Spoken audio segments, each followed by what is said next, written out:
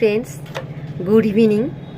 তো সবার আগে জানাচ্ছি আজকে যেহেতু ইন্ডিপেন্ডেন্স ডে, তো সবাইকে আমার তরফ থেকে জানাচ্ছি হ্যাপি ইন্ডিপেন্ডেন্স ডে।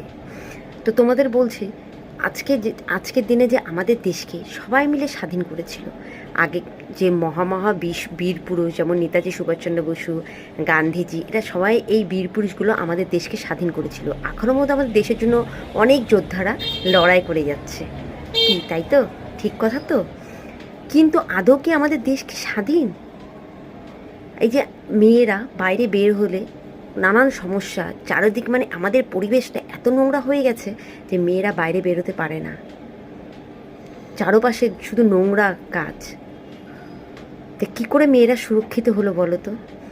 ইংরেজদের তো আমাদের দেশ থেকে পাঠিয়ে দিয়েছে, ভাগিয়ে দিয়েছে, দেশ স্বাধীন করেছে, কিন্তু তারপরে এই পরিবেশটা এত নোংরা হয়ে গেছে।